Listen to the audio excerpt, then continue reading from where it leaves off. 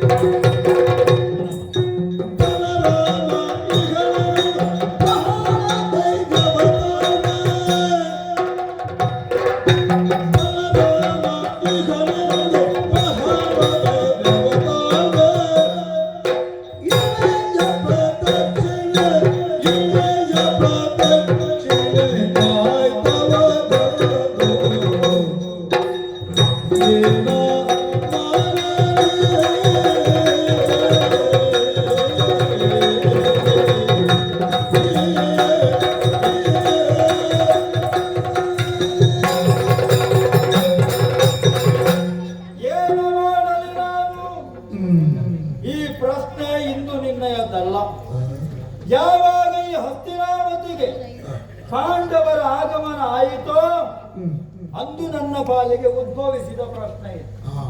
ಏನ ಮಾಡಲಿ ನಾನು? ಪಾಂಡವರ ಸೋಲಿಪಡೆ ಅಥವಾ ಅವರನ್ನು ಇಲ್ಲವಾಗಿಸುವಲ್ಲಿ ಏನು ಮಾಡೋಣ? ಒಂದಲ್ಲ ಎರಡಲ್ಲ 10 ಹಲವು ಹಂಚಿಕೆಯನ್ನು ಹೂಡಿದೆ, ಎಲ್ಲ ವಿಫಲ ಆಯಿತು. ಅಲ್ಲ, ಈ ಪ್ರಶ್ನೆ ನನಗೆ ಉದ್ಭವಿಸುವುದೇನು ಹೊಸತಲ್ಲ. ಹಿಂದೆ ನಮ್ಮಮ್ಮ ಗಾಂಧಾರಿ ದೇವಿಗೂ ಇಂಥದ್ದೊಂದು ಪ್ರಶ್ನೆ ಉದಿಸಿತ್ತಂತೆ. ಯಾವಾಗ ಅಲ್ಲಿ ಕಾಡಿನಲ್ಲಿ ಕುಂತಿ ಪ್ರಸವ ಆದಳು, ಪ್ರಸವಿಸಿದಳು ಎನ್ನುವ ಸುದ್ದಿ ಕಿವಿಗೆ ಬಿತ್ತೋ ಇಲ್ಲವೋ ಗೊತ್ತಿಲ್ಲ. ಹಸ್ತಿನಾವತಿಗೆ ಉತ್ತರಾಧಿಕಾರಿಯನ್ನು ಕೊಡುವಲ್ಲಿ ನಾನು ಅಸಮರ್ಥನಾದ ಅಲ್ಲ ಎಂದು ತನ್ನ ಬಸಿರನ್ನು ಬಡಿದುಕೊಂಡಳಂತೆ. ಗರ್ಭಪಾತ ಆಯಿತು. ಒಂದು ಮಗುವಾಗಿ ಹುಟ್ಟಬೇಕಾದ ನಾವೆಂದು 101 ಮಕ್ಕಳಾದೆವು. ವ್ಯಾಸಾನುಗ್ರಹದಿಂದ ಈ 101 ಹೋಳುಗಳನ್ನು ಘೃತಭಾಂಡದಲ್ಲಿ ಇರಿಸಿ ಅನುಗ್ರಹಿಸಿದ ಕಾರಣ ನಾವು ಬದುಕಿದೆವು. ನಾವು ಹುಟ್ಟಿದ ಅಂದಿನಿಂದ ನನಗೆ ಬುದ್ಧಿ ತಿಳಿದಾಗಿನಿಂದಲೂ ಪ್ರತಿಯೊಬ್ಬರು ಹೇಳಿದಂಥದ್ದು, ಇವ ಹಸ್ತಿನಾವತಿಯ ಉತ್ತರಾಧಿಕಾರಿ, ಇವ ಚಕ್ರವರ್ತಿಯಾಗಿ ಬರೆಯುತ್ತಾನೆ ಎನ್ನುವ ಆಶೆಯನ್ನು ನನ್ನ ಮನಸ್ಸಿನಲ್ಲಿ ತುಂಬಿದೆ. ಅದೇ ಆಚೆಯಿಂದ ಬೆಳೆಯುತ್ತಾ ಬೆಳೆಯುತ್ತಾ ಬೆಳೆಯುತ್ತಾ 13 ವರ್ಷದವರೆಗೆ ಯಾವುದೇ ಸಮಸ್ಯೆ ಇರಲಿಲ್ಲ. ಅಷ್ಟ ಆಗುವಾಗ ಪಾಂಡವರು ಆವಾಗ ಯಾರಿಗಾದ್ರೂ ಸಿಟ್ಟಬಾರದ ಇದ್ದೀತ. ಇಷ್ಟೂ ಕಾಲ ನಾವು ಆಸೆ ಪಟ್ಟ ಉದ್ದೇಶಿಸಲ್ಪಟ್ಟ ಕಾರ್ಯ ಕೈಗೂಡುವುದಿಲ್ಲ ಅನ್ನುವಾಗ ಇದಕ್ಕೆ ಯಾರು ತಡೆ? ಪಾಂಡವರು. ಅವರು ಇಲ್ಲವಾದ್ರು ಅಂತಾದ್ರೆ ನಾನೇ ಚಕ್ರವರ್ತಿ, ಅಖಂಡವಾದ ಹಸ್ತಿನಾವತಿ ಖಂಡ ತುಂಡ ಆಗಬಾರದು ಎನ್ನುವ ಒಂದೇ ಉದ್ದೇಶದಿಂದ ಇಷ್ಟರವರೆಗೂ ಪಾಂಡವರನ್ನು ಇಲ್ಲವಾಗಿಸುವುದಕ್ಕಾಗಿ ಆ ಹೊಟ್ಟೆ ಬಾಕ ಭೀಮ ಇದ್ದಾರಲ್ಲ, ಅವನಿಗೊಂದು ವಿಷ ಉಣಿಸಿದ್ದು ಅಷ್ಟಿಷ್ಟ. 1000 ಜನರಿಗೆ ಕೊಡಬಹುದು ವಿಷ ಸಾಯಲಿಕ್ಕೆ, ಅಷ್ಟೊಂದು ಒಬ್ಬನಿಗೆ ನಿಲ್ಲಿಸಿದೆ. ಆದರೂ ಅವ ಬದುಕಿ ಬಂದ. ಎಂತ ಅವಸ್ಥೆ ಆಯ್ತಾ? ಅದು ಬಿಡೋಣ, ಅದು ವಿಫಲ ಆಯ್ತಾ? ಆಮೇಲೆ ಅರಗಿನಾಲೆಯಲ್ಲಿ ಸುಡುವುದಕ್ಕೆ ವ್ಯವಸ್ಥೆ ಮಾಡಿದೆ. ಸುಟ್ಟು ಕರಕಲಾದ್ರು ಅಂತಲೇ ಭಾವಿಸಿದ್ದರು.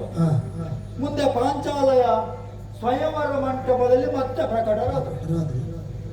ಏನು ಮಾಡೋಣ ಹೇಳಿ, ನಮ್ಮ ಹಿರಿಯರೆಲ್ಲ ಇದ್ದಾರಲ್ಲ, ಅವರು ಮತ್ತೆ ಕಳಿಸಿದ್ರು. ಇನ್ನು ಒಟ್ಟಿಗೆ ನಿಮಗೆ ಆಗುವುದಿಲ್ಲ ಅಂತ ಹೇಳಿ ಆ ಖಾಂಡವ ಪ್ರಸ್ತ ಅದನ್ನು ಇಂದ್ರ ಪ್ರಸ್ತಾವ ಆಗಿಸಿದ್ರು. ವಿಭಾಗ ಮಾಡಿದ್ರು. ನಾವು ಯಾವ್ದು ಆಗಬಾರ್ದು ಅಂತ ಹೇಳಿದ್ದೇವೋ ಅದನ್ನೇ ಹಿರಿಯರು ಮಾಡು ಅಲ್ವಾ? ಇಂದ್ರಪ್ರಸ್ಥದಲ್ಲಿ ರಾಜಸೂಯಾಧ್ವರವನ್ನು ಕೈಗೊಂಡ ಧರ್ಮಜ. ಅಲ್ಲಿಯೂ ನಮಗಾದ ಅಪಮಾನವೇ, ವಿವರಣೆ ಮಾಡ್ಲಿಕ್ಕೆ ಹೋಗುವುದಿಲ್ಲ. ಆ ಸೇಡಿನಿಂದಲೇ ದ್ರೌಪದಿಯ ವಸ್ತ್ರಾಪಹಾರಕ್ಕೆ ಮನ ಮಾಡಿದ್ರು.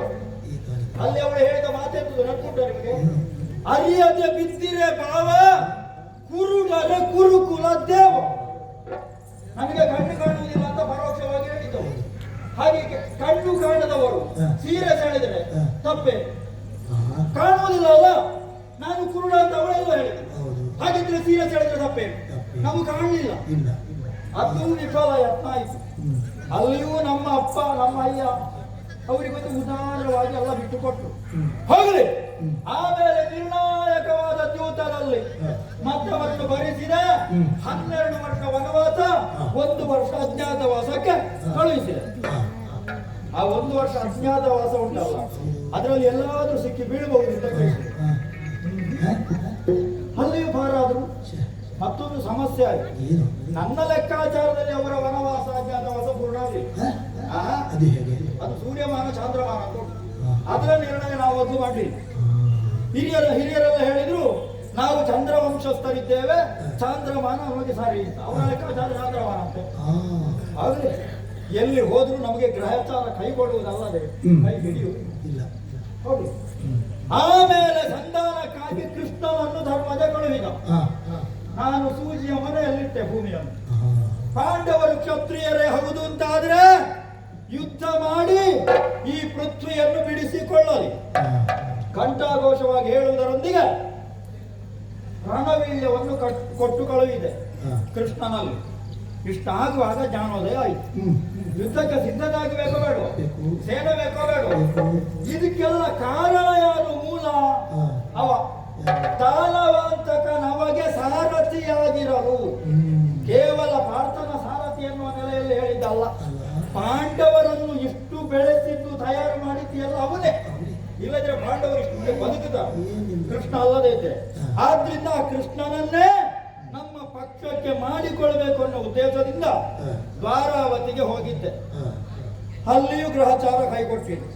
ನಾನು ಹೋಗುವ ಅದೇ ಸಂದರ್ಭ ಅವನಿದ್ದಾನೆ. ಚರಣಾಬ್ಜದೆಡೆಯಲ್ಲಿ ನರನು ಕೈ ಮುಗಿದು ಕುಳಿರ್ದ. ನಾನು ಕುರುಭೂಪ ಅಲ್ವಾ, ಮೌಳಿಯ ಬಳಿಯಲ್ಲಿ ಎದ್ದ ತಕ್ಷಣ ನೋಡಿದ್ದವನ ಅವರ ಪಕ್ಷಕ್ಕೆ ಬರ್ತೇನೆ ಹೇಳಿ. ಅದು ಒಂದು ಹೇಳಿದ, ನಿರಾಯುಧನಾದ ನಾನು ಒಂದು ಪಕ್ಷ, ಆಯುಧ ಸಹಿತರಾಗಿ ನಾರಾಯಣಿ ಸೇನೆಯೊಂದಿಗೆ ಬಲಭದ್ರ ದೇವರು ಇನ್ನೊಂದು ಪಕ್ಷ. ನಮ್ಮ ಬಾರಿಗೆ ಬಲಭದ್ರ ಸ್ವಾಮಿಗಳಿದ್ದಾರಲ್ಲ, ಅವರ ಸೇನೆ ಉಂಟಲ್ಲ ಎನ್ನುವ ಒಂದು ವಿಶ್ವಾಸದಿಂದ ಬಹಳ ಧೈರ್ಯ ತಾಳದೆ ಅವರು ಅಭಯ ಕೊಟ್ಟಿದ್ರು, ನಾನಿದ್ದೇನೆ ಶಿಷ್ಯ ಅಂತ. ನಮ್ಮ ಗುರುಗಳಲ್ಲ, ಬಿಟ್ಟು ಹಾಕ್ಲಿಕ್ಕಿಲ್ಲ. ಬಂದ್ರು ಕೂಡ ಸೇನಾ ಸಹಿತನಾಗಿ ಕುರುಧಾರಣಿಗೆ ಬರುವ ಸಂದರ್ಭ ಅವರಿಗೆ ಈ ಕಾವಿ ವಸನಧಾರಿಗಳನ್ನು ಮತ್ತೆ ಧೇನುವನ್ನು ಕಂಡಾಗ ಎಲ್ಲಿಲ್ಲದ ಭಯ ಭಕ್ತಿ. ಕೆಲವು ಸಲ ನಮ್ಮ ದೌರ್ಬಲ್ಯ ಆಗಿತ್ತು.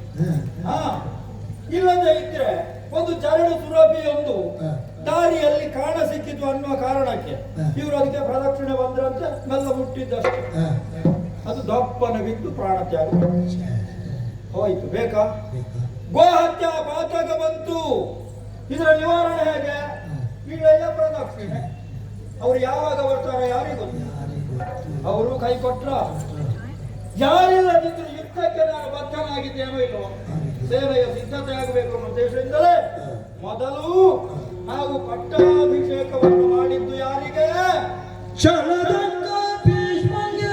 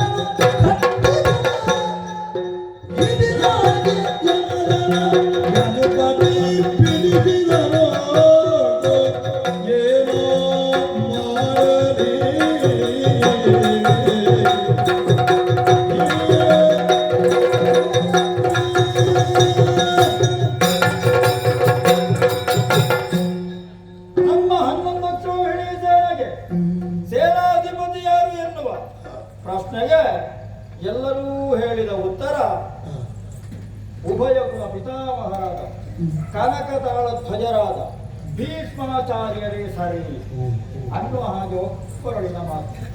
ಹೌದು, ಆದ್ರಿಂದಲೇ ಅವರಿಗೆ ಪಟ್ಟಾಭಿಷೇಕ ಮಾಡಿ ಆಯಿತು. ಅಷ್ಟೊತ್ತಿಗೆ ನಮ್ಮ ಕರ್ಣ ಇದ್ದ ಸ್ವಲ್ಪ ಚುಚ್ಚಿದ, ಪ್ರತಿಜ್ಞಾಬದ್ಧರಾದರು. ದಿನವೊಂದಕ್ಕೆ 10,000 ಕಿರೀಟಾಧಿಪತಿಗಳನ್ನು ಕೊಲ್ಲಲು ಮಾಡಿದ್ರು ಕೂಡ. ಆದರೆ ಒಂದು ಸಮಸ್ಯೆ, ಅವರು ಬಾಯಿ ತಪ್ಪಿಯೂ ಪಾಂಡವರಲ್ಲಿ ಒಬ್ಬನ ತಲೆ ತೆಗಿತೇನೆ ಅಂತ ಹೇಳಿ. ಯಾರ್ಯಾರು ಕಿರೀಟಾಧಿಪತಿಗಳು ಹೋದ್ರೆ ನಮಗೇನು ಸ್ವಾಮಿ ಲಾಭ? ಹಾಗಿದ್ರೆ ಅರ್ಥ ಇತ್ತು ಅವರ ಮೇಲೆ ಇವರಿಗೆ ವ್ಯಾಮೋಹ ಉಂಟು. ಜೊತೆಗೆ ಮತ್ತೊಂದು ಪ್ರತಿಜ್ಞೆ ಮಾಡಿದ್ರು, ಚಕ್ರ ಹಿಡಿಯುವುದಿಲ್ಲ ಅಂತ ಹೇಳಿದ ಕೃಷ್ಣನ ಕೈಯಲ್ಲಿ ಚಕ್ರ ಹಿಡಿಸ್ತೇನೆ. ಹಿಡಿಸಿದ್ದಾರೆ, ಅದನ್ನು ಪ್ರಯೋಗ ಮಾಡಿದ್ದಾರ. ಮತ್ತೆಂತದಕ್ಕೆ ಹಿಡಿಸಿದ್ದು ಪ್ರಯೋಜನ ಮಾತು ಉಳಿಸಿದ್ದಾರೆ. ನಮಗೇನು ಲಾಭ ಅಂತ ಬೇಡ, ಒಟ್ಟು ಅವರವರ ಪ್ರತಿಷ್ಠೆ ಅವರಿಗೆ. ಕೊನೆಗೆ ಆ ಶಿಖಂಡಿಯ ನೆವದಲ್ಲಿ ಶರ ತಲ್ಪದಲ್ಲಿ ಪವಡಿಸಿದರು. ಶಿಖಂಡಿಯು ಬಾರದ ಹಾಗೆ ಎಷ್ಟು ಪ್ರಯತ್ನ ಪಟ್ಟೆ ಗೊತ್ತುಂಟ, ಆದರೂ ಮುಗಿದು ಹೋಯ್ತು. ಹೋಗಲಿ, 10 ದಿವಸಗಳ ಪರ್ಯಂತ ಅವರ ಯುದ್ಧ ಸಮಾಪ್ತಿಯಾಯಿತು. ಈಗ ಅಲ್ಲಿ ನಾರಾಯಣ ಗೋವಿಂದ ಅಚ್ಯುತ ಅಂತ ಸರಳ ಮಟ್ಟದ ಮೇಲೆ ಧ್ಯಾನ ಮಾಡ್ತಾ ಇದ್ದಾರೆ. ಅವರೇ ಸೂಚಿಸಿದಂತೆ ಮುಂದುವರಿದ ಭಾಗವಾಗಿ ನಮ್ಮ ಉಭಯ ಕುಲ ಬಿಲ್ಲೋಜ ಶಾಪಾದಪಿ ಶರಾದಪಿ ಆದಂತಹ ಗುರು ದ್ರೋಣರಿಗೆ ಪಟ್ಟಾಭಿಷೇಕವನ್ನು ಮಾಡಿದೆ. ಅವರು ಹೊರಡುವಾಗ ಬಹಳ ಚೇಂಕಾರದಲ್ಲೇ ಹೊರಟು ನಾಳೆಯ ದಿನ ಅಲ್ಲಿಯ ಧರ್ಮರಾಯ ಇದ್ದಾರಲ್ಲ, ನನ್ನ ಕೇಳಿಕೆ ಅಂತ ಅವನನ್ನು ಕಟ್ಟಿ ಎಳೆ ತಂದು ನಿನ್ನ ಪದತಲದಲ್ಲಿ ಹಾಕುತ್ತೇನೆ ಅಂತ ಹೇಳಿದ್ರು. ಕಟ್ಟಿದ್ರು ಕೂಡ. ಕಟ್ಟಿ ಎಳೆ ತರುವಷ್ಟರಲ್ಲಿ ಎಲ್ಲಿದ್ರೋ ಗೊತ್ತಿಲ್ಲ. ಆ ಕೃಷ್ಣಾರ್ಜುನರು ಬಂದು ಬಿಡಿಸಿಕೊಂಡು ಹೋದ್ರು. ಅವರ ಮಾತು ಉಳಿದಿದೆ, ಆದ್ರೆ ನಮಗೆ ಏನು ಪ್ರಯೋಜನ ಆಗಿದೆ. ಒಟ್ಟಿನಲ್ಲಿ ಯಾರನ್ನು ನಂಬಿಯೂ ನಮಗೆ ಗೆಲುವು ಆಗುವ ಸಂಭವವೇ ಕಾಣುವುದಿಲ್ಲ ಅಂತ ಆಗುವಾಗ ಯಾರನ್ನು ದೂರಿ ಏನು ಪ್ರಯೋಜನ? ನಮ್ಮ ಹಣೆ ಬರಹಕ್ಕೆ ಹೊಣೆಯಾರು. ಇನ್ನು ಯಾವ ರೀತಿ ಮುಂದುವರಿಯಲಿ?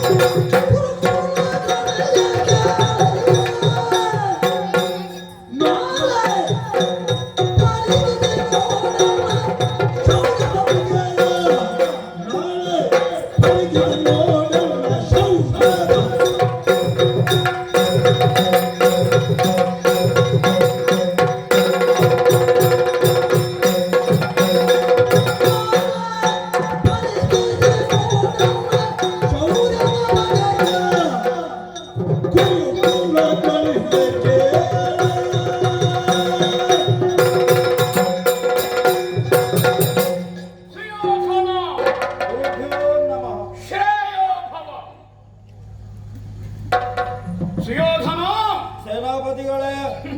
ಗುರುಕುಲಾಗ್ರಣಿ ಹಾ ಆಚಾರ್ಯ ಭೀಷ್ಮರು ಘೋಷಿಸಿದ್ದು ಯಾವ ಸಿಂಹಾಸನವನ್ನು ತಾವು ತ್ಯಾಗ ಮಾಡಿದರೋ ಹಾ ಆ ಸಿಂಹಾಸನದಲ್ಲಿ ಅನಭಿಷಿಕ್ತನಾಗಿ ಏರುವ ಕಾಲಕ್ಕೆ ಬೆನ್ನು ಬಾಗಿ ವಯಸ್ಸನ್ನು ಮರೆತು ಕರ ಜೋಡಿಸಿರುತ್ತಿದ್ದಾರೆ ಭೀಷ್ಮ. ಅದೌದು. ಮೊಮ್ಮಗನೇ ಆಗಲಿ ವಯೋ ವರಿಷ್ಠತೆ ತನಗೇ ಇರಲಿ ಅಥವಾ ಕುಟುಂಬದ ಯಜಮಾನಿಕೆ ಇರಲಿ ಅಧಿಕಾರದ ಮುಂದೆ ತಾನು ಬಾಗಬೇಕಾದ್ದು ಮುಖ್ಯ ಅಂತ ಬಾಕಿದವರಿಗೆ ಮುಖ್ಯ ಮಾಡುವುದು. ಸಿಂಹಾಸನಕ್ಕೆ ಯಾರಾದ್ರೂ ತಲೆಬಾಗಲೇಬೇಕು. ಹೌದು. ಅವರ ನೆರಳಿನಲ್ಲಿ ಚಂದ್ರವಂಶ ಬೆಳಗಿದ ಮಗು. ಹೌದು. ಅವರ ವ್ಯಾಸರನ್ನು ಪ್ರಾರ್ಥಿಸಿ 101 ಮಕ್ಕಳನ್ನು ಪಡೆದವರು. ಹೌದು. ಮಂತ್ರಪೂತನಾಗಿ ಮಾತ್ರ ವ್ಯಾಸಾನುಗ್ರಹದಿಂದ ಋಷಿ ಕಲ್ಪನಾಗಿ ನಿನ್ನ ಉಮ್ಮೆಗೆ ಈಶ್ವರಾನುಗ್ರಹ ಇದ್ದರಿಂದ ದೇವಕಲ್ಪನಾಗಿ ನೀವು ಪ್ರಪಂಚದ ಬೆಳಕನ್ನು ಕಂಡ್ರಿ. ಹೌದೌದು. ಓ ನಿನ್ನ ಯಜಮಾನಿಗೆ ನಿನ್ನ ಪ್ರತಿಭೆಯನ್ನು ಗುರುಸಿದ್ದು ಮಗನಿಗೆ ಕುಡಿಯುವುದಕ್ಕೆ ಹಾರಿಲ್ಲ ಅಂತ ಹಸಿದು ಬಂದ ಕಾಲಕ್ಕೆ ಬಾವಿಗೆ ಬಿದ್ದಂತಹ ಚೆಂಡನ್ನು ತೆಗೆಯುವುದಕ್ಕೆ ಹೌದೌದು ಯಾರ ಕೈಯಲ್ಲಿ ಉಂಗುರ ಉಂಟುಳದ ನೀನು ಬೆರಳುದ್ದ ಮಾಡಿ. ನನ್ನ ಹತ್ರ ಉಂಗುರ ಉಂಟು, ಬೇರೆ ಯಾರ ಬೆರಳಿನಲ್ಲಿ ಬುಡದಲ್ಲಿ ಉಂಗುರ ಇಲ್ಲಿ. ಆವಾಗಲೇ ನನ್ನ ದೃಷ್ಟಿ ನಿನ್ನ ಮೇಲೆ ಬಿದ್ದಿತ್ತು. ಇಲ್ಲಿ ಉಂಗುರ ಇರುವ ಜನ ಇವ. ಹೌದು ಸ್ವಾಮಿ. ಆ ಉಂಗುರಕ್ಕೆ ಗರ್ಭೆಯನ್ನು ಕಟ್ಟಿ ನೇಯ್ದು ಬಾವಿಗೆ ಇಳಿಸಿ ಆ ಉಂಗುರದಲ್ಲಿ ಚೆಂಡು ನಿಲ್ಲುವಾಗ ಮಾಡಿ ನೀವೇ ಗುರುಗಳಾಗಬೇಕು ಅಂತ ನಾನು ಮೊದಲು ಹೇಳಿದವ. ಕೃಪರಲ್ಲಿ ಆಶ್ರಿತನಾಗಿದ್ದೆ. ನಿಮ್ಮ ಅಜ್ಜಯ್ಯ ಬಂದ್ರು. ಅವರು ಬೀಗಬೇಕಾಗಿದ್ದವರು ನನ್ನ ಮುಂದೆ ಬಾಗಿದವಾಗ ನಾಚಿಗೆ ಏನವರ ಯೋಗ್ಯತೆ. ದೇವತೆಗಳಿಂದ ಭೀಷ್ಮ ಅಂತ ಹೇಳಿಸಿಕೊಂಡ ವರ್ತಮಾನ ಕಾಲದ 14 ಲೋಕದ ಕೀರ್ತಿಯ ವ್ಯಾಪ್ತಿ ಉಳ್ಳಂತಹ ಭೀಷ್ಮರು ಒಬ್ಬ ದ್ರೋಣನ ಮುಂದೆ ಬಾಗಿದರು. ವಿದ್ಯಾ ದದಾತಿ ವಿನಯ. ಹೌದು. ಮತ್ತೊಬ್ಬನ ಪ್ರತಿಭೆಯನ್ನು ಗುರುತಿಸುವ ಆ ವರಿಷ್ಠತ್ವ ಶ್ರೇಷ್ಠತ್ವ ಖಂಡಿತ ಭೀಷ್ಮ ದೃಷ್ಟಿಯಲ್ಲಿ. ಅಲ್ಲಿಂದಲೇ ಭಾರತದ ಗುರುಕುಲಕ್ಕೆ ಪರಮಾಚಾರ್ಯ 105 ಮಂದಿಯನ್ನು ನನ್ನ ತೋಳ ತೆಕ್ಕೆಗೆ ಹಾಕಿದ್ರು. ಹೌದು. ನಿಮಗೆ ಹೊಣೆಯನ್ನಿಟ್ಟಿದ್ದೇನೆ. ಒಂದೊಂದು ವಿದ್ಯೆಯಲ್ಲಿ, ಒಂದೊಂದು ಉದ್ಯಮದಲ್ಲಿ, ಯುದ್ಧಾದ್ಯಮದಲ್ಲಿ ನೀವು ಪರಿಣತರ. ನೀನಂತೂ ಗದಾಯುದ್ಧದಲ್ಲಿ. ಹೌದು ಸ್ವಾಮಿ. ಉಳಿದದ್ದು ನಿನಗೆ ಗೊತ್ತಿಲ್ಲ ಅಂತಲ್ಲ, ನಿನಗೆ ವಿಶೇಷ ಆಸಕ್ತಿ ಇಲ್ಲ. ಅದು ಆವಾಗಲೇ ನಿನ್ನ ಪ್ರತಿಭೆಯನ್ನು ಗುರುತಿಸಿದೆ. ಅದನ್ನು ಪ್ರತ್ಯಕ್ಷ ಕಂಡೆ. ಓಹೋ. ಆಜ್ಞಾಶಕ್ತಿ, ಸಂಘಟನಾ ಕೌಶಲ, ನಾಯಕತ್ವದ ಗುಣ. ನಾನು ಅಭಿಮಾನದಿಂದ ಹೇಳ್ತೇನೆ, ನಾನು ಕೇಳಿದ ಚಂದ್ರವಂಶದ ಹಿಂದಿನವರಲ್ಲಿಯೂ ಈ ತರನಾಗಿಲ್ಲ. ಧನ್ಯ. ಒಬ್ಬೊಬ್ಬರು ಪ್ರತಿಭೆಯಿಂದ ಅಗ್ನಿ ತ್ರಯವನ್ನು ಭೂಮಿಗೆ ತಂದಂತಹ ಪುರೂರವನಿರಬಹುದು, ದಿಗ್ವಿಜಯದಿಂದ ಚಂದ್ರವಂಶದ ಕೀರ್ತಿಯನ್ನು ಬೆಳಗಿದ ಭರತ ಚಕ್ರವರ್ತಿ ಇರಬಹುದು, ಅಥವಾ ದುಷ್ಯಂತ ಇರಬಹುದು, ಅಥವಾ ಯಯಾತಿ ಇರಬಹುದು, ಮತ್ತಿನಾರನಿರಬಹುದು, ಯಾಗ ಪರಂಪರೆಯನ್ನು ಮಾಡಿದವ, ಅಥವಾ ಶಾಂತನು ಇರಬಹುದು, ಪ್ರಪಂಚದ ಹಿಂಸೆ ಕೂಡದು. ಈ ಎಲ್ಲ ಗುಣಗಳು ನಿನ್ನಲ್ಲಿ ಅಂಶವಾಗಿ ಬಂದು ಜೊತೆ ಸೇರಿದೆ. ಏನು ನಮ್ಮ ಯೋಗ ಸ್ವಾಮಿ, ನಿಮ್ಮಂಥವರ ಆಶೀರ್ವಾದ.